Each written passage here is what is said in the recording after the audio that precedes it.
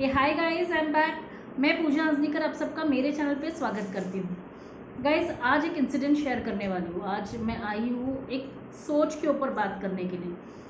हमारे देश में ऐसी भी सोच चल रही है जहाँ पे बहुत सारे मैं बोल सकती हूँ 10 में से 7 औरतें ये बर्दाश्त कर रही हैं। हाँ, आज का टॉपिक वुमेन रिलेटेड है।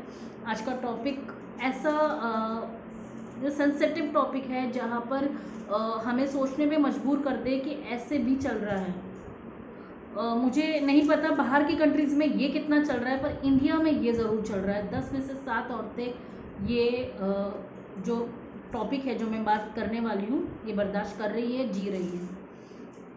टॉपिक में बढ़ती हूँ उससे पहले मैं आपसे एक बात ऐसे सोच आती है कि नॉर्मली अगर लड़की को हम पढ़ाते हैं, लड़की को हम पढ़ाते हैं क्योंकि वो हम ये सोचते हैं कि लड़की बड़ी हो जाएगी तो खुद की जिम्मेदारी उठा पाएगी, अपना ख्याल रख पाएगी, समाज में अच्छे से रह पाएगी।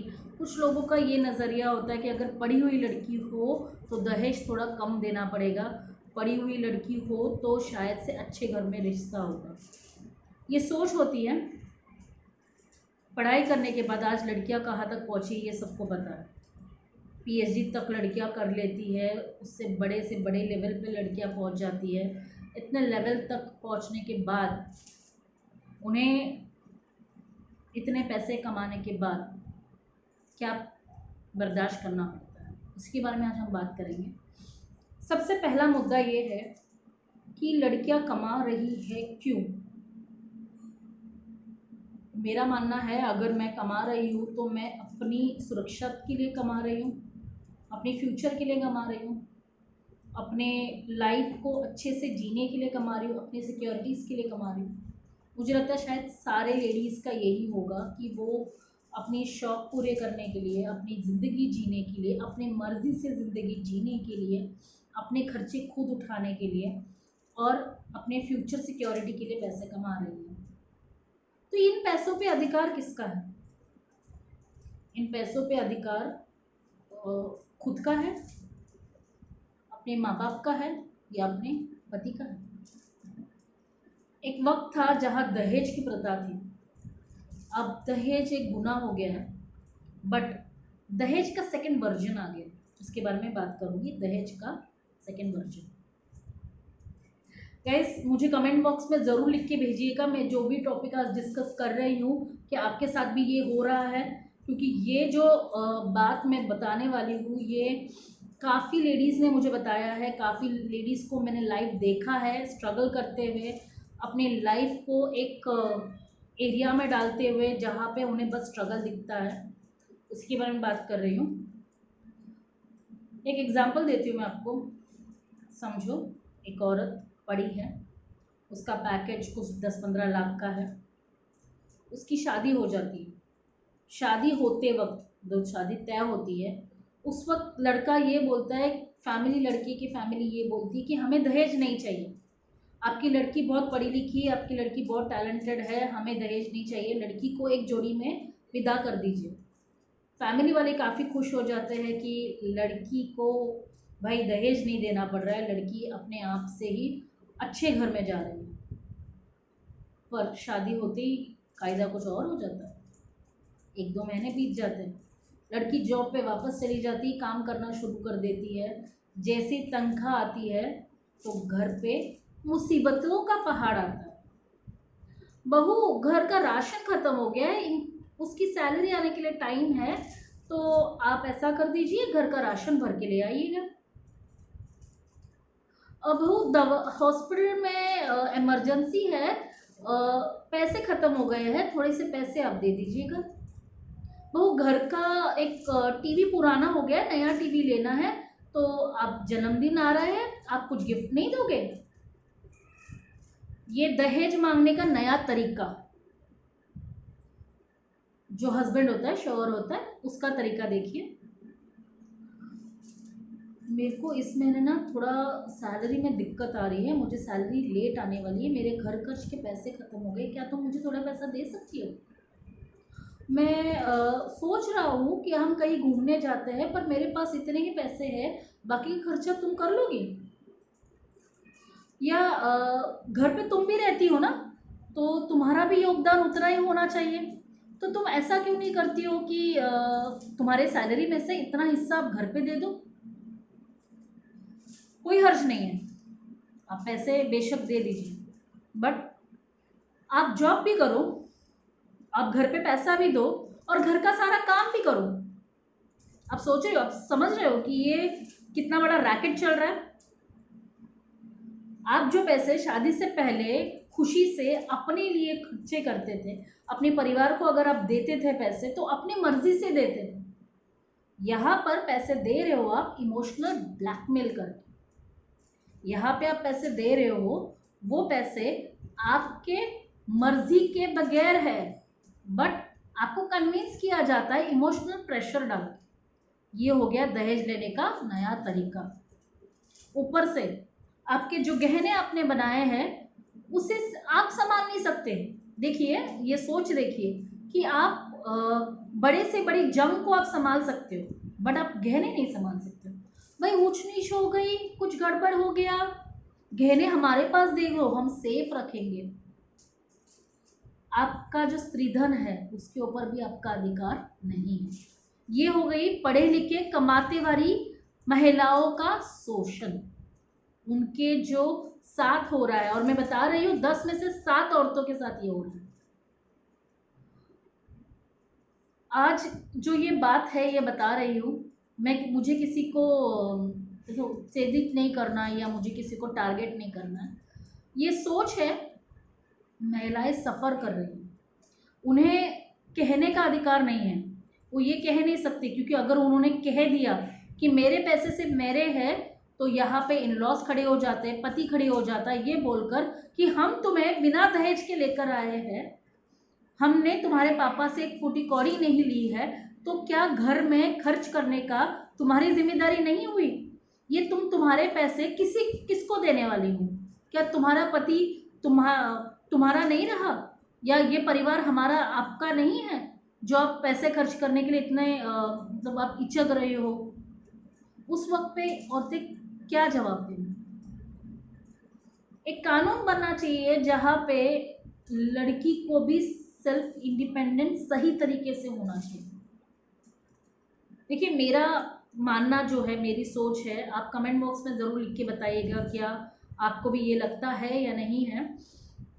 अगर आप जॉब कर रही हो, लड़का भी जॉब कर रहा है, लड़की भी जॉब कर रही है, लड़के की भी रिस्पॉन्सिबिलिटी है, लड़की की भी रिस्पॉन्सिबिलिटी है, दोनों मिलके अगर रिस्पॉन्सिबिलिटी को पूरा कर रहे हैं, तो मेरे मानने में ये सही घर हो गया। बट अगर आप लड़की का इस्तेमाल, उसके पैसे का इस्तेमाल कर रहे हो, अब सोचिए, एक अंदाज़ा लगाइए, आज 10 लाख का पैकेज है, वो लड़की 30 साल तक काम करेगी, उसका पैकेज 25-30 लाख का हो जाएगा। कितनी बड़ी अमाउंट हो गई दहेज की। यहाँ दहेज कुछ 10-15 लाख में निपट जाता, वो करोड़ों का दहेज हो गया। सोचिए, मेहनत वो बाहर जाके करे, घर पे भी आकर उतनी ही मेहनत करे, बच्चों को भी वही संभाले, खाना भी वही पकाए, घर का सारा काम भी वही करे और घर पे पैसे भी वही दे। घर भी अगर खरीदना है तो लड़की ही कंट्रीब्यूट करे। ये आपको नहीं लगता है कि ये कहीं पे साजिश हो रही है? जागरूक हो जाइए, सोचिए कि ये किस तरीके का बात है।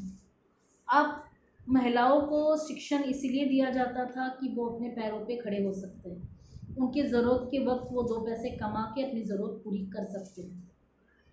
ऐसे वक्त पे उनको फाइनेंशियल इंडिपेंडेंसी होना क्या ज़रूरी नहीं है? क्या उनकी रिटायरमेंट नहीं है? क्या उनका फ्यूचर नहीं है? क्या उनकी बीमारियां नहीं हैं? उन्हें भी जीने का उतना ही अधिकार है। अगर मर्द ये बोलता है कि मैं हूँ ना तुम्हारे लिए, मैं तुम्हारा सारा ध्यान रखूँगा, मैं तुम्हारी रिस्पॉन्सिबिलिटी लूँगा, तो इसके रिस्पॉन्सिबिलिटी उठाने के पीछे उन्होंने कितने पैसे आपके अकाउंट में डाल दिए? लड़कियां बहुत बड़ी गलतियां करती है कि वो ये सोचती है कि उसने अगर मेरे पे 10-15 हज़ार रुपये खर्च कर दिए तो वो बहुत बड़ी बात हो गई है। आप बदले में बहुत कुछ दे रहे हो, ये आप शायद से भूल रही हो। सोचिए, मेड का पैसा जहाँ पे 5-6 हज़ार रुपये हो जाता है, वो आप पैसा बचा रही हो। आपके बच्चों का ट्यूशन का पैसा जहाँ 10-15 हज़ार रुपये हो सकता है, उसको आप बचा रही हो। बाहर जो आप कमा रही हो, अपने हस्बैंड को मदद कर रही हो पैसे का, वो वो उसका कौन लेगा? कुकिंग के लिए आप मेड रखते हो, 10-15 हज़ार रुपये वो लेकर जाती है, तो सोचिए उसका भी खर्चा आप बचा रही हो। ये पैसा कहाँ गया? खाता वो भी है घर पे, रहता वो भी है घर पे, तो सफाई अकेली तुम क्यों करोगी? बच्चे उसके भी है तो पालोगी तुम अकेली क्यों? पढ़ाई उसने भी की है पर कमाए वो तुम अकेली क्यों? शौक उसके भी है, पूरे तुम क्यों करोगी? समझिए, शादी जो है वो आपको खरीद लिया नहीं है, आप खुद एक इंडिपेंडेंट हो, वो भी खुद एक इंडिपेंडेंट पर्सनालिटी है, पर्सन है। उसे भी जितना अधिकार अपनी ज़िंदगी जीने का है, उतना ही अधिकार आपको भी है, और उसी से ही आपको समझ के चलनी है कि जिस तरह वो अपना फाइनेंशियल सिक्योरिटी रख रहा है, उतना ही फाइनेंशियल सिक्योर आपको भी रहना है। मैं ऐसा बिल्कुल भी नहीं बोल रही हूँ कि आपको घर खर्च में पैसा नहीं देना है। मैं बिल्कुल भी ऐसा नहीं बोल रही हूँ कि आप घर में योगदान नहीं दीजिए। बस सतर्क हो जाइए, ये देखिए कि आपका शोषण तो नहीं हो रहा है। आज मैंने बहुत सारे औरतों से बात की है, उनसे देखा है, उनके पति जॉब करना छोड़ दिए, काम करना छोड़ दिए। क्यों? क्योंकि उनकी पतियां कमा रही है। समझ सकती कि दोनों, अगर आप दोनों में से कोई एक कमा रहा है, ओके, तो घर की रिस्पॉन्सिबिलिटीज़ आइदर ऑफ होनी चाहिए। देख, अगर उनकी रिस्पॉन्सिबिलिटीज़ कमाने की, अगर आपकी रिस्पॉन्सिबिलिटी कमाने की है, तो उसकी रिस्पॉन्सिबिलिटी घर संभालने की हो गई। अगर दोनों कमा रहे हैं तो रिस्पॉन्सिबिलिटीज़ दोनों की हो गई। अगर एक कमा रहा है तो एक का काम घर संभालना है। ये मेरी सोच है। आपको क्या लगता है? कमेंट बॉक्स में ज़रूर लिख के भेजिएगा। अब ऐसे में अगर लड़की सब कुछ करे और लड़का अपने आप को सेफ रखे, उसकी फाइनेंस सेफ रखे, उसकी फ्यूचर सेफ रखे, उसकी सिक्योरिटी सेफ रखे, उसके शौक पूरे करें, आप क्या कर रहे हैं? ये जागरूक होने का समय है, सोचिए। एक इंसिडेंट मैं आपको बताऊंगी। शादी के लिए प्रपोजल्स जैसे आते हैं, तो वैसे मेरी एक फ्रेंड थी, उसके प्रपोज़ल आया था। लड़का फ़ोन पे बहुत अच्छे से बातें किया, बहुत अच्छे जॉब पर था, और लगभग 17-18 लाख का पैकेज था, अच्छा कमाता था, घर था, गाड़ी था, घर में माँ बाप थे। लड़के ने कहा मैं मिलने आ जाता हूँ। अब मिलने आने के बाद कहानी अलग। लड़के का सवाल, तुमने अभी तक कितने पैसे जमा करके रखे हैं? लड़की ने बोला, यही मेरे रिटायरमेंट के लिए कुछ पैसे जमा करके रखे हैं मैंने। तो तुम्हारी सैलरी कितनी आती है? लड़की ने बोला, मेरा कुछ 12-13 लाख का पैकेज है, मेरा उतना सैलरी आता है। ओके, तो तुम्हारी सैलरी में से कितना % सेविंग करती हो? उसे लगा एक ऑब्वियस का सवाल है, तो उसने बोला मैं 60% सेविंग करती हूँ, 30% मैं खर्चा करती हूँ।